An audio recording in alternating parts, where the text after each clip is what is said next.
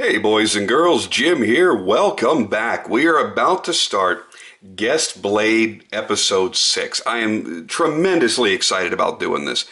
I've had a chance to do, obviously, 5 previous Guest Blade episodes, and they just keep getting better and better and better. And you guys are offering up such amazing quality knives. I cannot possibly thank you enough for all that you guys have done to enhance this segment. So I'm not going to take a lot of time getting into this because there's a lot to talk about on the knife. I do want to give my deepest thanks to Justin Laffer. Go check out his channel, Laffer, Laffer-JC, and you get to see the utterly astounding knives that this gentleman has in his collection. And if you watched episode 5, you got to see the custom Brad Southard that he sent me, along with this knife right here. And we're already talking about the knives we're going to be doing next. I don't want to give too much away, but I will say this. For those that have been following my channel for a while, you know that I've mentioned there is one ultimate grail for me. He's not going to send that exact model. He has a different model, but by that maker. And I can't wait to do it. Unfortunately, I'm going on vacation next week, so it's going to be a week after that before I'm going to be able to get my hands on it and do the review. But I'm so excited. All right, so let's kick this episode off. What we're looking at here, thanks to Justin and his extreme generosity, is the Todd Fischer Archangel. This is a superbly crafted knife. I mean, just wait till we get into this, the specifics of this thing. It's absolutely insane. When we talk about the name Archangel, I think it's a very befitting name for this knife. An Archangel is a high-ranking angel. Think of like a chief angel, the top-ranking general angels. And I think it's befitting for this because what you've got here is a fluid artwork created by a high-ranking maker. Someone who personifies what I think it means to create perfection. This is almost a heavenly blade. It is unreal that I'm actually able to hold this in my hands right now. Oh, sometimes I just want to sit here as if I'm a viewer and just stare at the knife under my lens and not even talk. And I'm sure there are probably people out there that would prefer it that way as well. I just want to give you an eyeful of this before I start talking about it. Some nice macro shots. See the beauty of everything that's been done here. This knife is as perfect can be.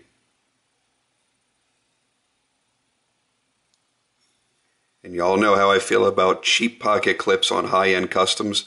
This is what you should be expecting when you pay this level into getting a custom knife. That is the perfect pocket clip. All right, so let's get into it. First off, you've got a 3.5-inch blade. The knife is a lot smaller than I expected it to be. It barely fits in my hand. When I've got my fingers where they need to be, you see that the butt barely fits in my hand. Actually, when I close my fist, it does not. I wear a size large glove, so it's not like I have giant bear paws or anything. But one of the interesting things is he's taking this 3.5-inch CPM 154 blade and he's fitting it perfectly into the handle. The handle is almost the exact same length as the blade. And you know, a lot of makers and a lot of manufacturers give a little bit more room. You know, just to use a quick example on one of my own knives, you know, you look at my Hoback Quayback, there's a lot more room here for that blade to fit into. And here, he takes up almost every millimeter. But here's the thing. I can't feel the tip. That's what she said. Can't feel the tip of that blade when I run my fingers over it. It looks like it's going to be right there. It looks like it's going to be totally dangerous and it's going to stick you. But this is the difference between a junior knife maker and someone with, I believe, 40 years experience in steelworking and that's Todd Fischer. I'll get to him in just a minute because I really want to kind of get to the knife a little bit before we start talking about all that. So you have, again, 3.5-inch CPM 154 blade, harpoon-style recurve, and it's a very exaggerated harpoon as well. And I've got a few harpoon blades in my collection, and I really like how far back he brought the harpoon.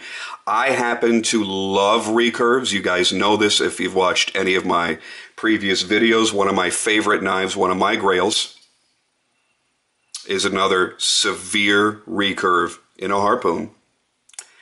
So yeah, when I say that I really love recurves, I really do. They're beautiful and they're very, very functional. They just make things difficult when you go to sharpen them. Oh, damn it, nailed myself on my fingernail there. Which was CPM 154. You know, it's not going to hold its edge, you know, forever. It's not like getting into some of your more exotic steels, but it's certainly going to be respectable. You're not really going to have to resharpen it all that often. And honestly, the people that are buying a knife like this generally aren't hard using it. Now, the thing is, on Todd's own website, he says, you know, I design my knives to be used.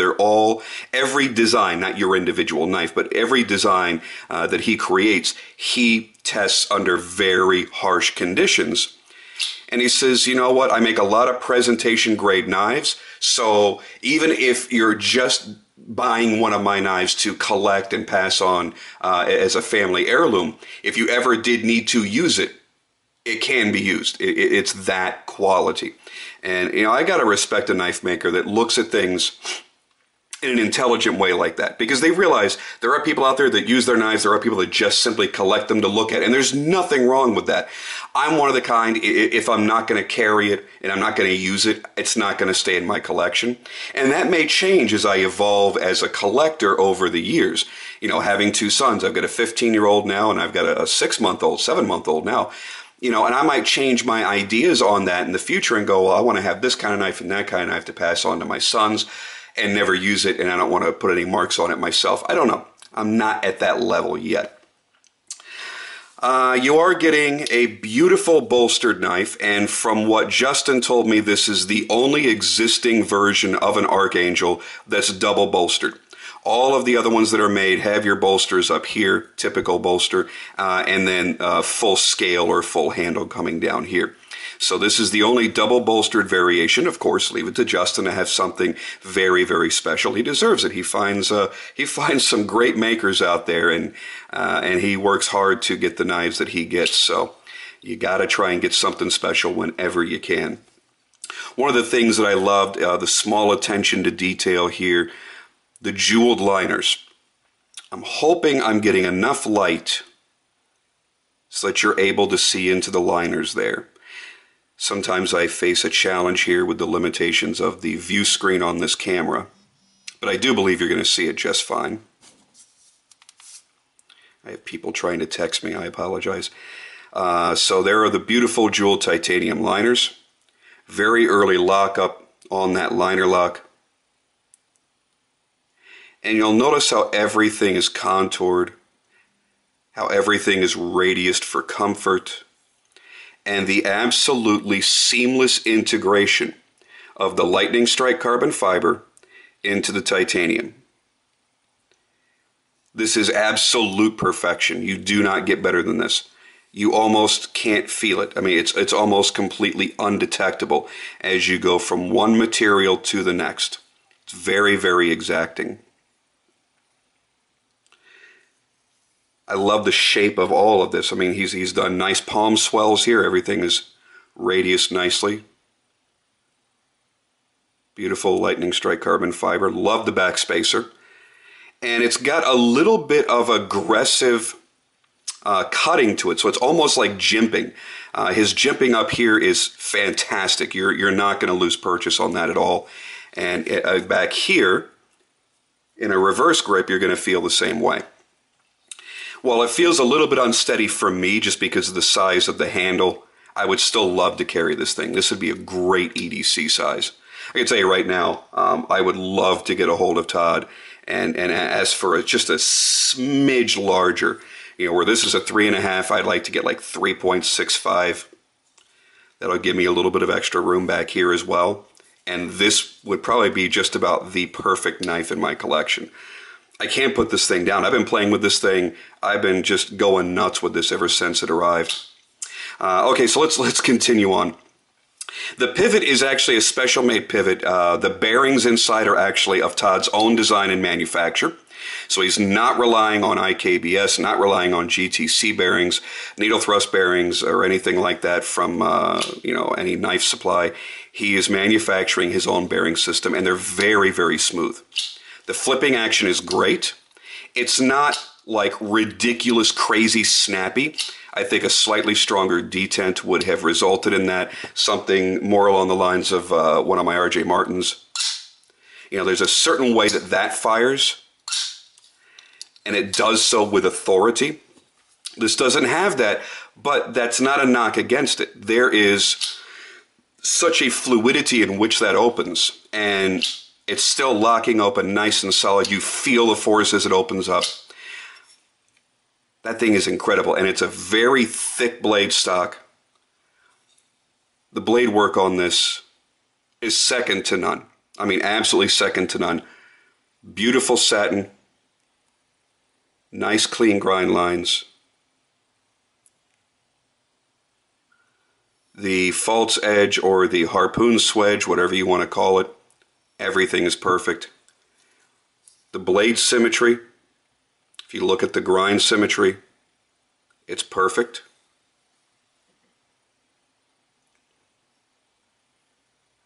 Gets very, very thin, but it kind of gets thick again down toward the cutting edge. And there's two good things about that.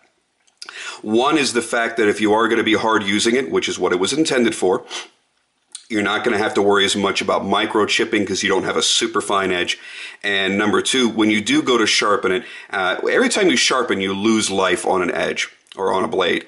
And the further up and further up you go, the thinner and thinner a hollow grind is going to get, and it's going to become more delicate. With this, it feels almost like what Chris Reeve does. And Chris Reeve spoke about that in one of Blade HQ's great videos, where it's nice and thin, and then it comes out just a little bit so that you get a longer life out of this over years of sharpening, that you're not going to be getting down to that paper thin area of the hollow grind where it becomes less useful. And this feels like it's going to be utterly insanely sharp. I've kind of played with it a little bit, and yeah, it's a little bit scary. So let's talk about Todd Fischer just a little bit before we continue on with the knife. He actually began as a full-time blacksmith, and as he evolved through different kinds of metalworking, he, like so many other knife makers that began in other areas of either woodworking or steelworking, felt that knives was really his true calling, and that's what he does now. He's got a full-time shop. He's a one-man operation. So every single solitary thing about this knife, everything was touched only by Todd Fischer's hands. And that's when you're going to start expecting to pay more money, because it slows down the process. He's not farming any work out. He's not sending stuff out to Waterjet and then getting it back and then doing hand fitting and this and that. Every single solitary thing on this was handled by him. So you can only produce so many. So the prices are going to be a lot higher. That's just the way it is. And the wait times are going to be, I'm certain, quite long. I don't know what his wait times are, and I do not know if his books are open. So I apologize for not doing my homework and contacting him to find that out. But I really wanted to get this video done before I went on vacation so I could send it back to Justin. But I don't know if his books are open, but if they are, bet your ass I'm going to take up a slot really soon.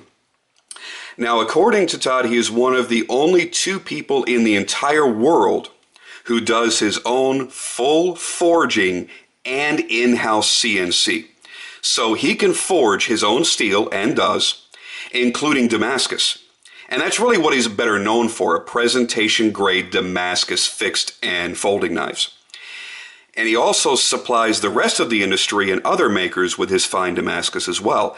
So, again, this is a guy he's always working with steel. If he's not making his own knives, he is forging Damascus for other makers to make available to them. That's a hell of a lot of work. Oh. Everything is done by him. Does all his own forging or stock removal on his own steel.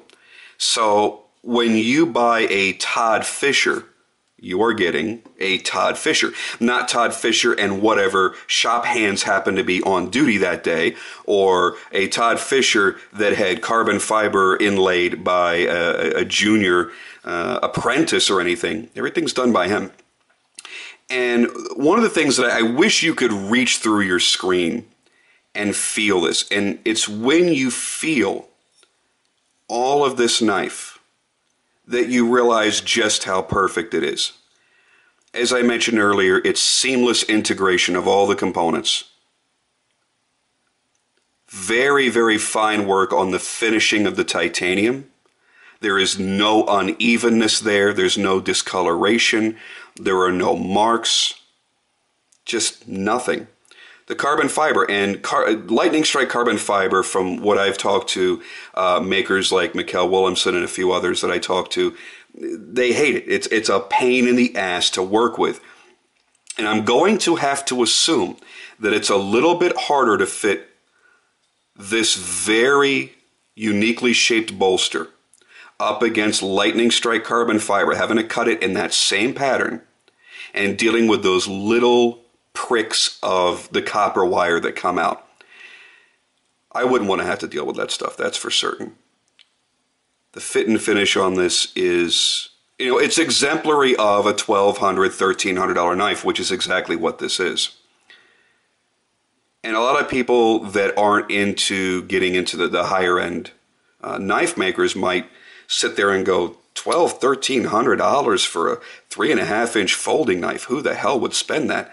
Listen, that's not even top of the line at this point, guys. There are makers out there that would charge you $2,000 or more for a knife built to this quality level. But here's the thing, there are not a lot of makers that can work at this level. I think another one that really makes a good comparison is the other knife that Justin sent out to me, which was the Brad Southard. When you get into makers like this is the best of the best. This is somebody sitting down with years and years of experience that I'm sure have made plenty of mistakes on their own. I doubt many of those mistakes ever made it out into a customer's hand like we see a lot with a lot of junior knife makers these days. You're seeing a lot of experience, a lot of know-how, and I would have to think that there's a lot of commingling with other makers and sharing secrets and going, oh, hey, I tried doing this. Have you ever tried working with this particular metal and this particular titanium and this and that? Oh, here's the pitfalls that I faced. And I think a lot of them have to learn from each other at some point. But you're looking at two of the absolute best here.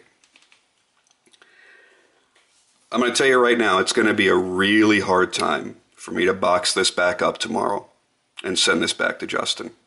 And I'm going to put it out there right now, Justin. I know that you will never get rid of this knife. You very rarely, if ever, sell any of your knives. But if you ever do, please do keep me in mind, because this is drool worthy. I mean, yeah, that Southard is amazing, and it's a beautiful knife. And the majority of what Justin has in his collection, you would just look at it and go, God, I'd love to own that. But there's something really about this one that speaks to me, because it's a lot like knives that I already own. Harpoon blades, recurve. It's a real tactical looking and tactical feeling folder, even though it's really small. And it may lack some things that people would, say are necessities in a tactical folder. One thing being a lanyard hole. I would like to have a lanyard hole on something like this, sure. But it really is a tactical style when you compare it to the other style of knives, more traditional knives that Fischer typically makes. I want to give you one last look on this before I sign off. It's sometimes challenging for me when I get into a knife like this, because there's so much information you want to get out, but you tend, or I should say I tend to sit here sometimes and just kind of drool over it and guffaw over it, because it really is that beautiful.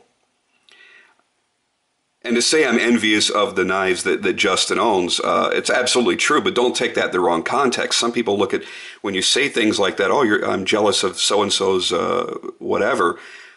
It's not to put down what I own. I'm very, very happy with my collection. I feel very fortunate to own the knives that I own. It doesn't take away from the enjoyment of what I own at all. I just look at the selections that he's made and go, wow, this guy really picks some great stuff, a lot of things that I would purchase myself. And he's got them all sitting there all at once. And I'm excited to see, as the years go by, as his collection grows, the different types of knives that he gets. And I'm going to be, I'm stepping on a limb here, but I would think that this is not going to be the last knife from Todd Fischer that Justin ever owns. So Justin, once again, thank you for sharing pieces from your amazing collection with me and with my subscribers. We're all very much indebted to you, and for the future projects that we're looking at. To be able to hold a knife like this, guys, the reason I do this series is because I'm able to bring out knives to you that you and I will not typically ever get the chance to own ourselves or probably even see in person. So by doing this series, we're able to experience knives that are super special and maybe change the way that we view knives and the way that we view how we're going to collect. I'm not saying that by looking at this video, everybody's going to go, well, hell, I've only been buying $80 Spydercos, now I'm going to start spending $1,300. No, I'm not saying that. But to see the different levels of manufacturing and hand craftsmanship as well, and justifying that expense. There was a time way, way, way back that I would have thought to myself, ain't no way in hell I'm ever spending $1,200, $1,300 on a knife. What would make it worth that? Why is that better than my $200, I don't know, Benchmade or whatever? Well, as you see from this video, there are a lot of reasons why a knife can cost as much as it does. When it's one guy making everything from scratch, forging his own steel, hand shaping everything on his own. And if he does use CNC, it's a program that he has personally written. He learned the CAD programs, learned how to use the CNC machine on his own, and programs it himself. So it is a true hand-built custom, no matter which model you pick up. I would seriously advise you to go check out his website. If his books are open, jump on them. He lives in Central Florida. I live in Miami. I might have to hop on the Harley one day and go up there and pay him a little visit. Yeah, because I'm sure he's just going to open the gates up. Oh, come on in, stranger. But you know what I'm saying. Wouldn't that be fun? Wouldn't that be amazing just to sit in the shop for a day with a craftsman like that? All right, guys, I'm going to go ahead and jump off of here now. Thank you so much for watching. Episode 7 is right around the corner, and I certainly hope that you join me for it. Good night, guys.